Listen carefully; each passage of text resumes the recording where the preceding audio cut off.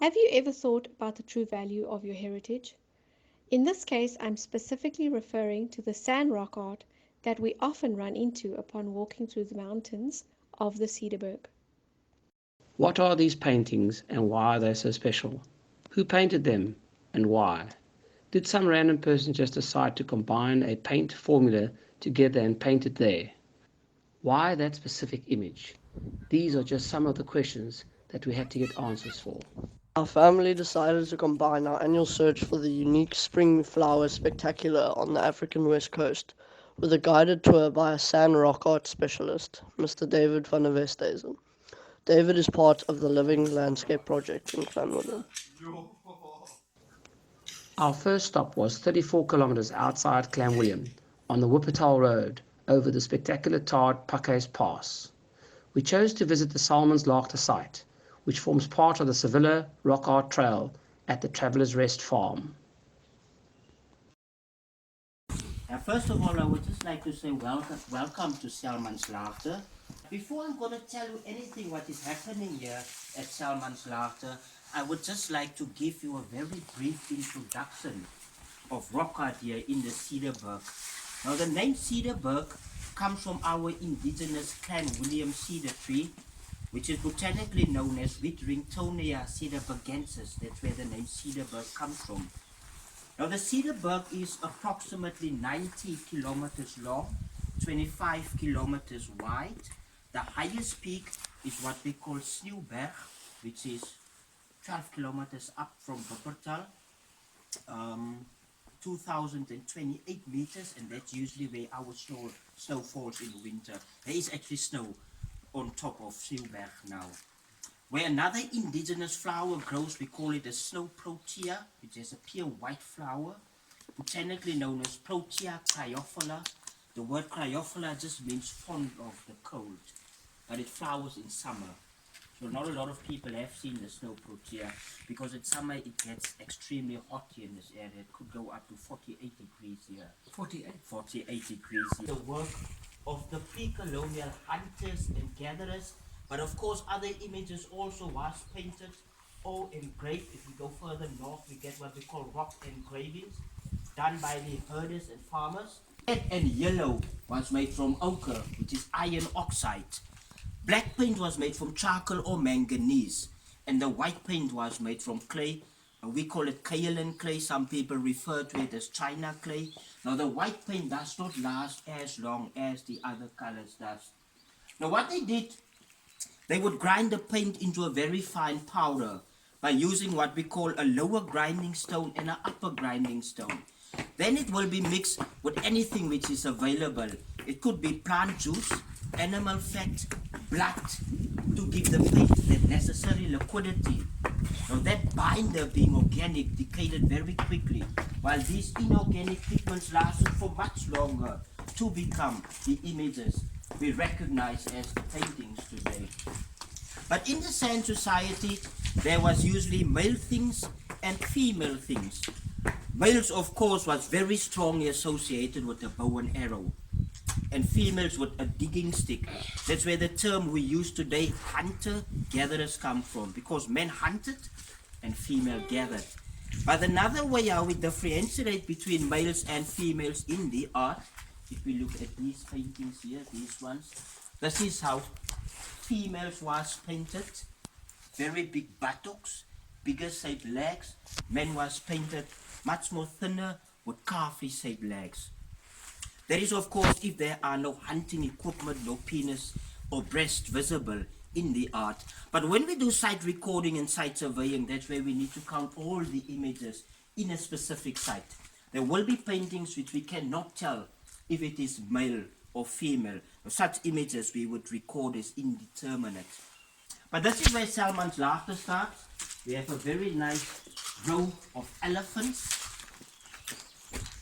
You can see what we call 4 hotspots to visit rock art. We are in one. Cederberg, Drakensberg in KwaZulu-Natal, Brandberg in Namibia, and the Matopo Hills in Zimbabwe. That's the 4 best places to go and visit rock art. But here in the Cederberg and in the Drakensberg, eland is painted the most. The second most painted animal in the Cederberg is elephants. Because Elephants? elephants. So where's the elephant? Which is the elephant The now? yellow. The yellow is the elephants. Start here, there's the trunk. If you stand there, you can, Oh, I can see see. better. There, again here. This is where wow. the trunk comes down. Another one there. This is where the trunk comes down. Long before the Clan William Dam was finished, between Citrusdal and Clan William, they have recorded more than 300 elephants. That's why when you come into Clan William, you drive over the Olifants River Valley. The name derives from the elephants that were here previously. A lot of them were killed by the earlier colonists when they started claiming land for their farming. The Sand people did not hunt elephants. I think poison, which they put on the tip of the arrow, wouldn't have any effect on the elephants. Sure. But when we get to Travelers Rest on the Seville Trail, we will see a very nice group scene. Now, a group scene was very, very important to the Sand people because a group scene implicates of what we call an altered state of trance. That's where a shaman would go in a state of trance. Now, always there will be a group scene of hunter-gatherers around him. Shaman would be in the middle, and they say through the dancing, clapping of their hands, excessive sweating, flickering light of the fire, that's basically how the shaman go into this altered state of trance. Now, the very first state of that trance is what we call an entoptic state. That's where they used to see very vivid creations of lines and zigzags, dots, U-shapes, which also is reflected in the art. And this is an example of the entoptics. Here, these sort of dots. This here, the sort of They dots. call it like the magic carpet. Yes, underneath there. Then sometimes they would see themselves in very different positions, arms widespread, bending backwards, bending forwards.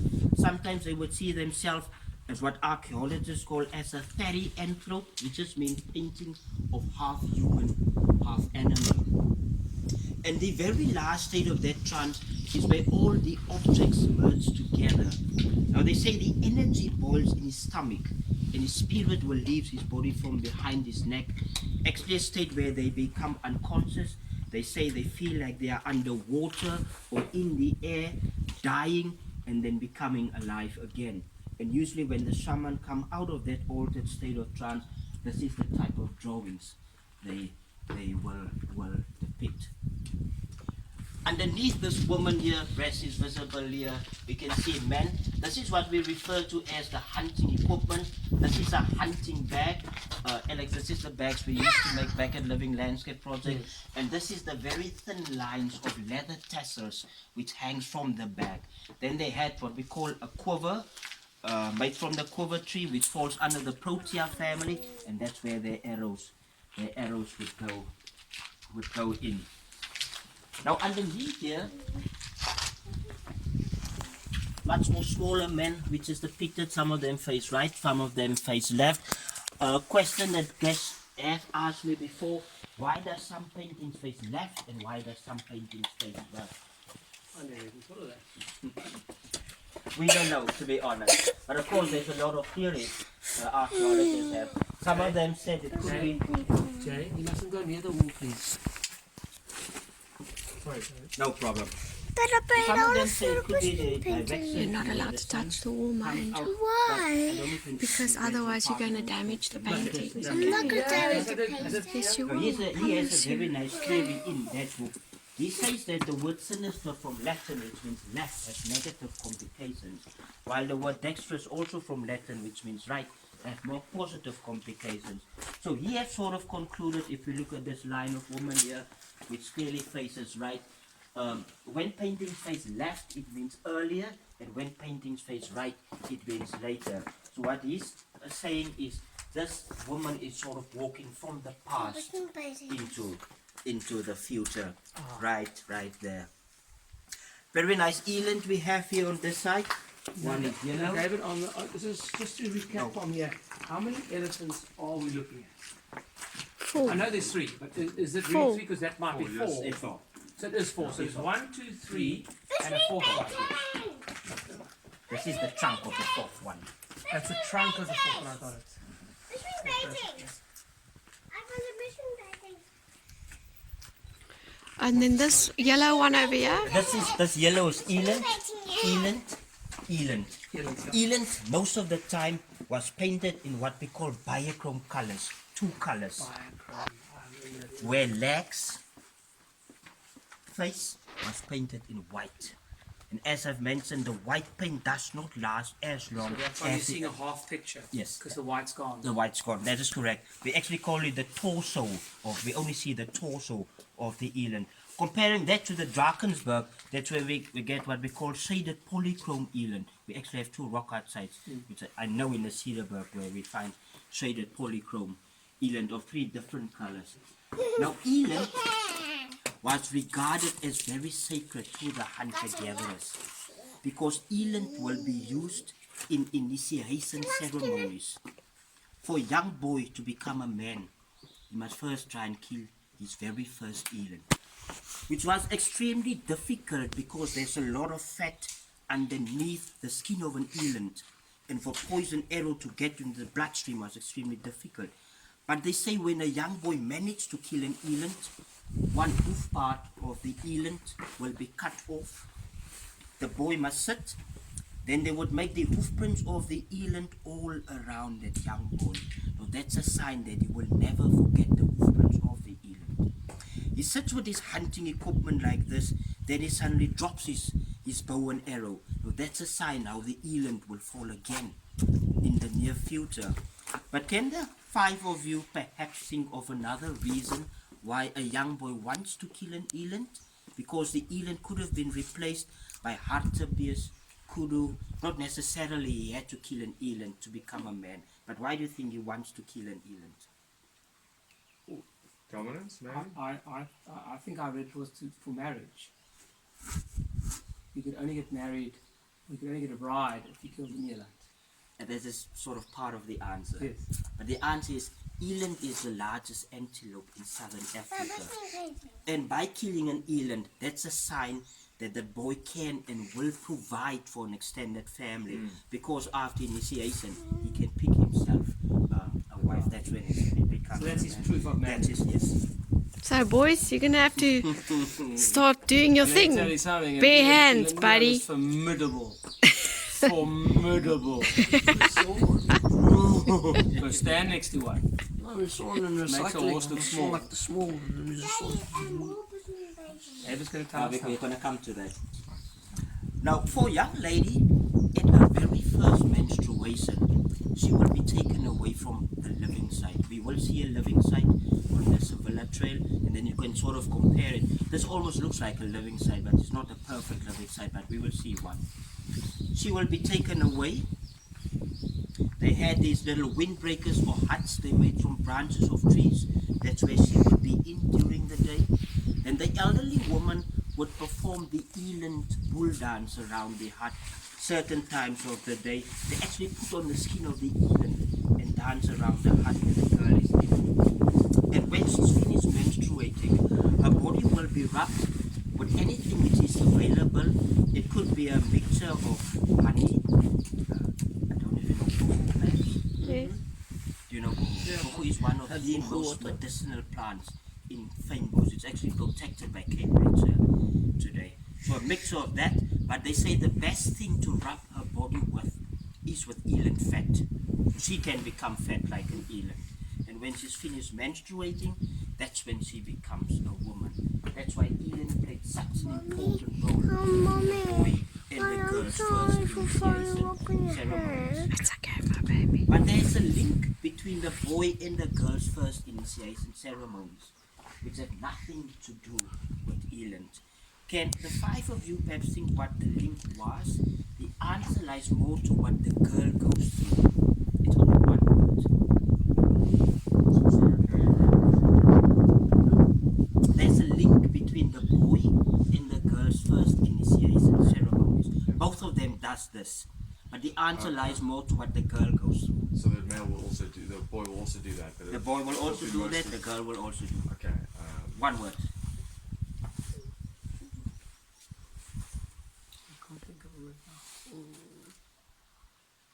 I mean, No idea. I just know that sometimes they drink the blood and they. That's the answer. Blood. Oh, Both of them have spilled blood. The young boy, by killing his very first animal, who spilled the blood of the animal, and the young lady through a menstrual cycle. That's the link between the boy and the girl's first initiation ceremony. Yeah, behind you. Now, further along to my left, yes, you can come this way. Mommy, take a picture of me. come, let's go. Mommy, get me off of here. Come, jump. Oh, look, we've got bats. Mommy, I found the Bushman painting. Did you find the Bushman paintings? Well done. I found Okay. some more Bushman paintings. Look at that one. It's footed clear, eh? This one's really nice. And that's the hook. That was like the hook head.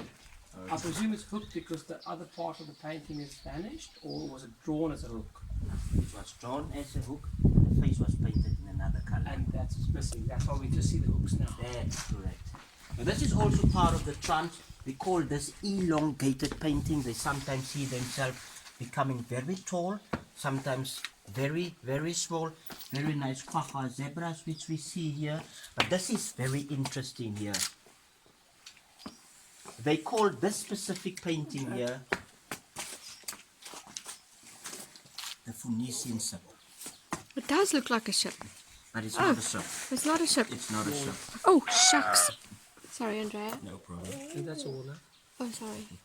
Yeah? Yeah, this is part of the very first stage of their trance, the entoptic stage, where they see the zigzags, they see the lines, Mommy, on the jump, as you mommy, can on the see, jump. coming out and then Mommy, depicting jump, what on the jump.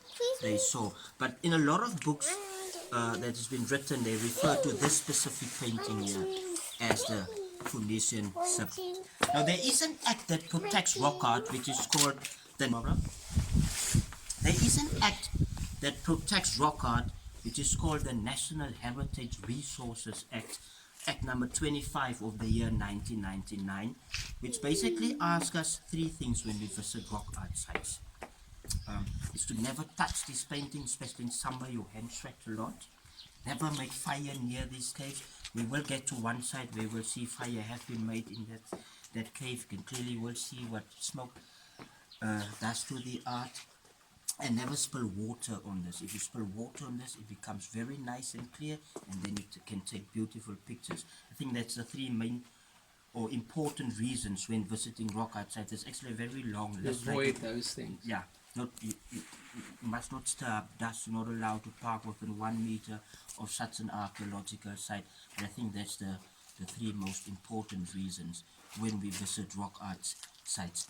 Coming back to the question that you had, I've explained what they used, but these paintings we see here is all what we call fine line images, where they used very sharp objects to paint. Which was what? So the tracks of one, the quill of a porcupine, back part of bird feathers, very sharp sticks to make such fine, beautiful outlines. Wow. The inner part will be filled in with little brushes they made from the hair of animals.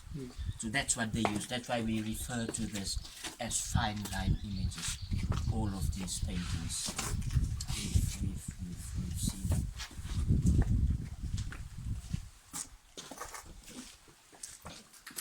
Now I see, yeah, it's a clear distinction with, it looks like some weapons. Well, on yes, there. weapons. And can you see the difference in color? Like this Yes. painting here and this one over here? Yes. Now this is normal ochre. And this is what we refer to as burnt ochre, where they would burn the ochre to give it a darker red, almost maroon color. So this is burnt ochre and this is normal ochre. Can I ask a question? I see similar, it looks like paintings at the back there. Correct. So is that It's also a opposite. site? That's also, it falls under okay. Salmanslaagte, but this is the main site and this is opposite. But David, they never slept here, or what? Just my understanding, this was a site that they were hunting, and they found this overhang and they painted, and then they left, or was they painted because they slept here at night? Just so I understand the thinking behind Why did he paint it here? We understand he painted it here because it's an overhang. But did he sleep here? Did he crawl here? Did he just visit here? Just visit here. There's a difference between what we call a living site and a painting site. This is a painting site. He never lived here. He never lived here. Painting site, rock art, living site. Sometimes we will visit one living site when we get onto the Seville Trail. Living site, sometimes there will be paint because they made fire in This the living isn't site. a living It's not a living site. But the difference, painting site, painting, living site, that's where archaeologists will excavate, and that's where they will find a lot of artifacts because that's where their So- work area. David, am I correct in understanding that when these paintings were painted, they were painted under some form of influence of a trance? That's correct. Okay. Most of the art was done by the shaman. By the but shaman, of course, men okay. and women painted. Okay. Young boys and girls were not allowed to paint, but they were allowed to do one thing, which we will see when we get to the Okay. Seville Rock Awesome. Art Trail. Great. That's fantastic. Thank you. Pleasure. Thank you very much. My name's Andrea, and I really liked the Bushman paintings. Thank you, David, for the great introduction to sand rock art in the Cederberg. Thank you to you, the viewer, who took the time to watch this footage, and we hope that we inspired you to comprehend the value of these beautiful paintings and to go and experience your local rock art wherever it may be in the world. Please contact David van Westhuizen on 071 42 99 858. And you can get hold of him on his email, which is cyprusavenue10@gmail.com, or via the website www.travelersrest.co.za.